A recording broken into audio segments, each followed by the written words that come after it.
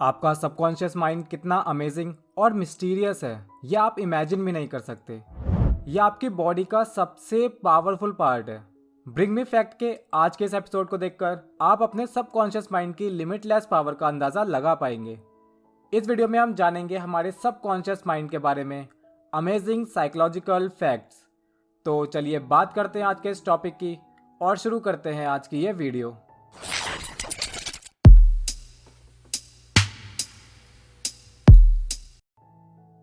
Fact number 11। एक कहावत है कि दीवारों के भी कान होते हैं। ये कहावत आपके सबकॉन्शियस माइंड के लिए एकदम परफेक्ट है। कैसे? आइए जान लेते हैं। हम में से मोस्टली लोगों को खुद से बात करने की आदत होती है। अगर खुद से बात नहीं भी करते तो लगातार कुछ ना कुछ हम सोचते ही रहते हैं। तो हमारे सबकॉन्शियस माइंड की आदत होती है सारी बातों को सुनकर उसे रियलिटी मान लेने की। जी हाँ, आपका सबकॉन्शियस माइंड जो भी सुनता है उस पर लॉजिकली रिएक्ट नहीं करता। वो इंडिपेंडेंटली काम नहीं करता, सिर्फ उस कमांड को फॉलो करता है जो कॉन्शियस माइंड से मिलती है। सबकॉन्शियस माइंड पॉजिटिव और निगेटिव के बीच फर्क को नहीं समझ पाता। तो अगर आप खुद को बार बार ये याद दिलाते रहते हैं कि आप ये काम नहीं कर सकते, तो ये रियलिटी बन जाती है कि वो काम आप नहीं कर सकते। आप खुद की लिमिटेशंस बना देते हो और आपका साथ देता है आपका सबकॉन्शियस माइंड। तभी आपको हर वीडियो में बोला जाता है कि पॉजिटिव सोचिए, पॉजिटिव सेल्फ टॉक करिए। इसी से रिलेटेड एक कोट है हेनरी फोर्ड का, if you think you can और if you think you can't, you are right. Next time खुद को फेलियर समझने से पहले याद रखिए, दीवारों के भी कान होते हैं। Fact number 10। कई बार हम एक साथ कई काम कर लेते हैं और हमें लगता है कि हम तो बड़े हैवी मल्टीटास्क कर रहे हैं, लेकिन ऐसा नहीं है। मल्टीटास्किंग एक काफ़ी कॉम्प्लेक्स प्रोसेस है जिसे कॉन्शियस माइंड पूरा नहीं कर सकता। एक साथ कोई सिमिलर दो काम, जैसे वीडियो देखते देखते कमेंट्स पढ़ना, ये तो इजीली आप कर सकते हैं। लेकिन जब मल्टीटास्किंग नेक्स्ट लेवल पर पहुंच जाती है, लाइक सॉन्ग सुनते सुनते बुक पढ़ना, उसके साथ साथ बाहर के मौसम के बारे में सोचना और साथ में मैगी खाना, तो ऐसे में ये पूरी प्रोसेस हमारे सबकॉन्शियस माइंड के द्वारा ही पूरी की जाती है। Fact number 9। सबकॉन्शियस माइंड हमारे सारे इनवॉलेंटरी फंक्शंस को कंट्रोल करता है। इनवॉलेंटरी फंक्शंस यानी breathing, heart beat, salivation, blood circulation, digestion वगैरह वगैरह। ये तो कॉमन सी बात है, क्योंकि खाना खाने के बाद आप आंखें बंद करके ये थोड़ी सोचते हो कि खाना डाइजेस्ट हो जाए, खाना डाइजेस्ट हो जाए। वो तो अपने आप ही होता रहता है। न्यूरोसाइंस रिसर्चेज में पाया गया है कि हमारे ज़्यादातर emotions, actions, decision, behaviour depend करता है हमारी सबकॉन्शियस माइंड की एक्टिविटी पर। यानी हमारे ब्रेन का 90 से 95% हमारा सबकॉन्शियस माइंड होता है। जिस तरह से आइसबर्ग जितना दिखाई देता है, उससे कई गुना ज़्यादा बड़ा उसके नीचे होता है जो हमें दिखाई नहीं देता। उसी तरह कॉन्शियस माइंड सिर्फ 5% से 10% होता है, बाकी सारा हमारा सबकॉन्शियस माइंड होता है। Fact number 8। हमारा सबकॉन्शियस माइंड हमारी बॉडी की ऑलमोस्ट सारी प्रोसेस को कंट्रोल करता है।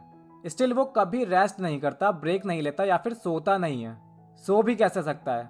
सारी important process like heart beat, blood circulation वगैरह वगैरह तो सबकॉन्शियस के कंट्रोल में ही होती है। इसलिए वो कभी रेस्ट नहीं करता या फिर कभी रेस्ट नहीं कर सकता। वहीं दूसरी तरफ हमारा कॉन्शियस माइंड, जब हम सो जाते हैं तब वो भी इनएक्टिव मोड में चला जाता है। Fact number 7। कई बार हमारा सबकॉन्शियस माइंड हमारी बॉडी के थ्रू अपनी कंडीशंस को शेयर करता है। जब सबकॉन्शियस माइंड स्ट्रेस्ड होता है या फिर फ्रस्ट्रेटेड होता है, तब हमारी बॉडी में कई तरह के सिम्टम्स दिखाई देने लग जाते हैं, जैसे अचानक सर में दर्द होना, एक्ने, पिंपल्स, जॉइंट पेन वगैरह वगैरह। किसी तरह की कोई इलनेस ना होने के बावजूद भी कई बार हम लो फील करते हैं। ये भी सबकॉन्शियस माइंड का ही काम होता है, क्योंकि हमारी बॉडी के मोस्टली फंक्शन सबकॉन्शियस ही कंट्रोल करता है। तो जब सबकॉन्शियस में कोई प्रॉब्लम होती है तो ये सारे function he out of track चले जाते हैं।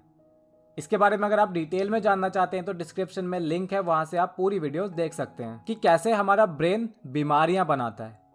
Fact number 6। Subconscious mind reality और इमेजिनेशन में ठीक तरह से फर्क नहीं कर पाता। इसी से रिलेटेड एक स्टडी की गई जिसमें 2 ग्रुप्स के लोगों को पियानो बजाने के लिए दिया गया। दोनों में फर्क ये था कि फर्स्ट ग्रुप के लोगों को एक्चुअली पियानो दिया गया था प्ले करने को, जबकि सेकंड ग्रुप के लोगों को बस इमेजिन करना था कि वो पियानो प्ले कर रहे हैं। बाद में जब पार्टिसिपेंट्स के ब्रेन को स्कैन करके देखा गया तो रिसर्चर्स ने पाया कि सबकॉन्शियस दोनों सिनेरियो में डिफरेंस नहीं ढूंढ पाया था। उसने इमेजिनरी पियानो पर भी सेम रिएक्ट किया था जैसा कि रियल पियानो पर किया था। इसी तरह किसी बुरी सिचुएशन या फिर डेंजर को इमेजिन करना भी आपके लिए प्रॉब्लम बन सकता है, क्योंकि सिर्फ इमेजिन करने पर ही हमारा सबकॉन्शियस ऐसे रिएक्ट करता है जैसे ये सब कुछ रियलिटी में हो रहा हो। और जब कॉन्शियस माइंड बॉडी रिएक्शन को देखता है तो कभी कभी उसे लगता है कि हम एक्चुअली डेंजर में हैं और वो बॉडी को उसी तरह से रिएक्ट करने पर मजबूर कर देता है। फैक्ट नंबर 5, बहुत सारे इंसानों की तरह सबकॉन्शियस माइंड को भी अकेले रहना बहुत पसंद होता है। दैट्स द रीज़न कि सबकॉन्शियस तब ज़्यादा बेहतर तरीके से काम करता है जब हम अलर्ट कंडीशन में नहीं होते। शायद आपने इस बात पर ध्यान नहीं भी दिया होगा कि हमारी मोस्टली प्रॉब्लम्स का सॉल्यूशन या कोई भी नया आइडिया हमें तब आता है जब हम ट्रैवल कर रहे होते हैं, नहा रहे होते हैं या फिर कोई दूसरा काम कर रहे होते हैं, यानी जब हम उस सिचुएशन या फिर उस प्रॉब्लम के बारे में नहीं सोच रहे होते। फैक्ट नंबर 4, सबकॉन्शियस माइंड हमारे कॉन्शियस माइंड से कई गुना ज़्यादा तेज़ काम करता है। यानी जब हम कोई काम करने का सोचते हैं तो हमें लगता है कि हमारे कॉन्शियस माइंड ने ये डिसीजन लिया तब हम ये काम कर रहे हैं, जबकि रियलिटी कुछ और है। रियलिटी में उस काम को हमारा सबकॉन्शियस माइंड ऑलरेडी डिसाइड कर चुका होता है, वो भी कॉन्शियस माइंड से पहले। फैक्ट नंबर 3, हमारा माइंड पूरे दिन भर में बहुत सारी इंफॉर्मेशन रिसीव करता है। अब सारी ही इंफॉर्मेशन को तो ब्रेन प्रोसेस नहीं कर सकता, तो उसको चाहिए होता है कि इम्पॉर्टेंट और अनइम्पॉर्टेंट इंफॉर्मेशन को अलग अलग किया जाए। इम्पॉर्टेंट इंफॉर्मेशन पर फोकस किया जाए और बाकी को इग्नोर। हम जितनी ज़्यादा बार कोई इन्फॉर्मेशन परसीव करते हैं हमारा सबकॉन्शियस उसे उतनी ज़्यादा इंपॉर्टेंस देता है। एग्जाम्पल के लिए अगर आप बार बार कुछ निगेटिव सोचते हैं तो आपके सबकॉन्शियस माइंड में निगेटिविटी ही रहेगी। सेम होता है एफर्मेशंस के साथ। शुरुआत में जब आप एफर्मेशन ट्राई करते हैं या फिर एफर्मेशन यूज़ करते हैं तो ये काम नहीं करती, क्योंकि सबकॉन्शियस माइंड के लिए ये नई होती है या फिर ये सारा कुछ नया नया होता है, जिस वजह से स्टार्टिंग में माइंड इसे इग्नोर करता है।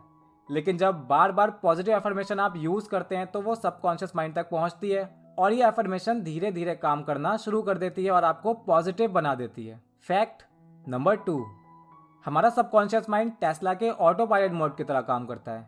नहीं समझ आया? आइए डिटेल में बताते हैं। अगर आपको समझ नहीं आता कि हमारा सबकॉन्शियस एग्जैक्टली कैसे काम करता है तो इसको समझने के लिए एक ट्रिक ट्राई कर सकते हैं। नेक्स्ट टाइम आप लैपटॉप पर या फिर अपने फ़ोन पर कुछ टाइप कर रहे हो तो हर एक लेटर को प्रेस करने से पहले सोचिए कि अब आप कौन सा लेटर प्रेस करने वाले हैं। इस तरह से टाइपिंग करने में आपको बहुत ज़्यादा वक्त लगेगा और आप थका हुआ फील करेंगे, है ना? यही टाइपिंग अगर आप बिना ध्यान दिए करेंगे तो आपको ऑटोमेटिकली पता लग जाएगा कि अब आप कौन सा लेटर टाइप करने वाले हो। इवन आपको ये भी पता लग जाएगा कि आप इसके बाद कौन सा लेटर प्रेस करने वाले हो। यही सबकॉन्शियस का काम होता है, आपको बिना बताए आपके ऑलमोस्ट सभी कामों में आपकी मदद करना। फैक्ट नंबर 1, दुनिया और दुनिया के लोगों के बारे में हमारे मोस्टली थॉट्स और बिलीव्स हमारे सबकॉन्शियस माइंड में ही रहते हैं और ये थॉट्स हमारी 2 से 7 साल की एज में ही हमारे अंदर डेवलप हो जाते हैं। इस एज में बच्चों की जो लर्निंग प्रोसेस होती है, जो भी उसके एक्सपीरियंस होते हैं, वही उसके सबकॉन्शियस माइंड में फॉर्म हो जाते हैं। यही रीज़न है कि अगर किसी बच्चे के साथ इस एज में कुछ गलत हुआ होता है तो टीन एज में आकर या फिर एडल्ट होने पर उसमें मेंटल डिसऑर्डर पैदा होने के चांसेस काफ़ी हद तक बढ़ जाते हैं। तो दोस्तों ये थे हमारे सबकॉन्शियस माइंड के बारे में कुछ अमेजिंग साइकोलॉजिकल फैक्ट्स। हमें उम्मीद है आपको इस वीडियो से कुछ नया सीखने को ज़रूर मिला होगा। वीडियो पसंद आई हो तो लाइक कीजिए, शेयर कीजिए और कमेंट करके अपने सजेशंस हमारे साथ शेयर कर सकते हैं।